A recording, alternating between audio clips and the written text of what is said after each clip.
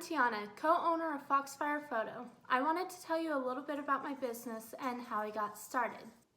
When I was around 12 or 13, my parents got me a waterproof camera, and I was so excited to use it that I went out hiking with my cousins and I brought it along to see if I could get anything fun. I started playing with it and it didn't turn out too bad for a 12 or 13-year-old. When I was about 15, I lost my boyfriend Zach in a car accident, and a way to cope with the grief and get my mind off of stuff was taking pictures. Photography was a great way to get my mind off of the hurt because the pictures that I had of Zach reminded me of all of the good times that we had together and brought back happiness.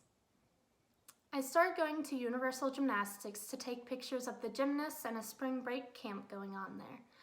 I saw the faces of the people that I took pictures of and saw how important the pictures were to them, just as the pictures were to me of Zach.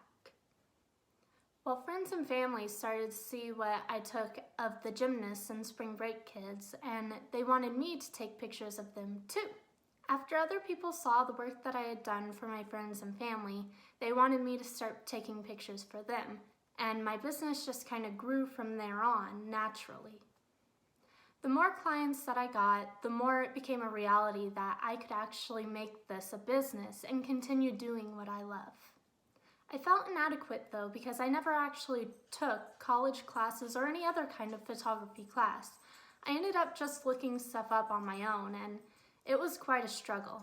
There's so many opinions on the internet that it was really hard to differentiate. Am I doing it right or am I doing it wrong? Who's right, who's wrong? I started going to some Arizona highway workshops, and there I found out that my creativity is really what makes the picture. And I also found some tips and tricks that helped to strengthen my photography ability. Not only that, but a man from our church named Al taught me some lighting techniques to help me with flash and getting even more creative with what I'm doing. So what I want to try and do through these videos is help others like me who haven't been able to take any classes and are trying to excel in their photography career to learn these tips and tricks that I had to learn through trial and error, but faster.